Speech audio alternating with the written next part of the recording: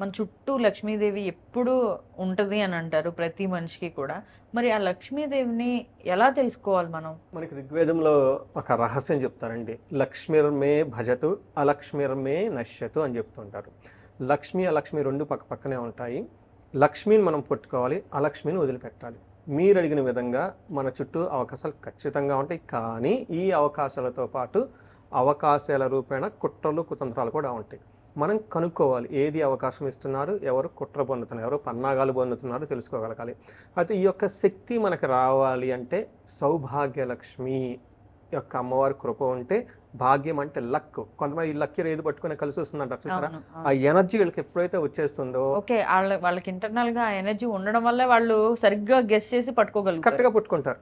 లేదు అంటే కన్ఫ్యూజ్ అయిపోయేసి కుట్రలు కుట్రలోకి వెళ్ళిపోతుంటారు, ట్రాప్ లోకి ట్రాప్లోకి వెళ్ళిపోతారు. వెళ్ళిపోతారు. అందుకనే లక్ష్మిర్మే భజతు, అలక్ష్మిర్మే నశ్యతు. సో చూసారు కదండి, ఇలాంటి మనీకి సంబంధించిన మరిన్ని రహస్యాలను తెలుసుకోవాలనుకుంటే కనుక గురుగారు కండక్ట్ చేసిన 25 టైమ్లెస్ మనీ ప్రిన్సిపల్స్ వర్క్ షాప్కి అటెండ్ అవ్వండి. మరిన్ని తెలుసుకోండి, లైఫ్లో ఇంప్లిమెంట్ చేసుకోండి, మహాలక్ష్మిని తిరిగి ఆహ్వానించండి.